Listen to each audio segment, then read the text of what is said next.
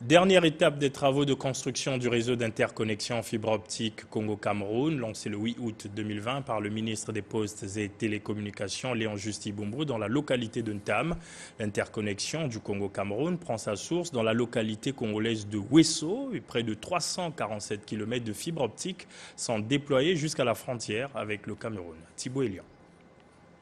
L'intégration sous-régionale de l'Afrique centrale est en marche avec l'interconnexion en fibre optique, reliant le Congo et le Cameroun. Les travaux de construction de ce réseau sont exécutés par la société China Communication Service. À ce jour, le taux de réalisation a atteint les 80%. Ce réseau comporte plusieurs sections de Wesso à Tam. Les sections exécutées à 100% par les opérations de mandrinage et le soufflage de la fibre optique sont la ville de Wesso, village Paris. La section dont le mandrinage est en cours sont les localités de Sembe et Soanké.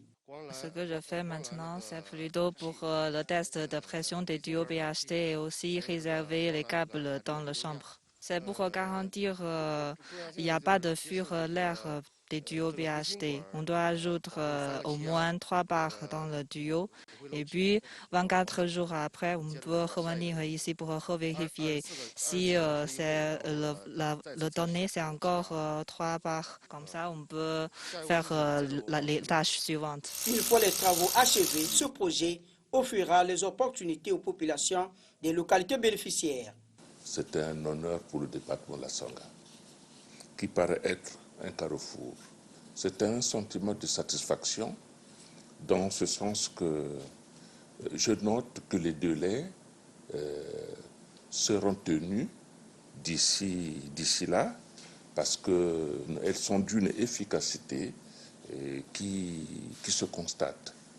Initié par le gouvernement congolais et les chefs d'État de la CEMAC, en vue de matérialiser l'ambition d'acquérir les infrastructures à haut débit, le projet CAB a pour objectif de réduire le coût de connectivité au Congo.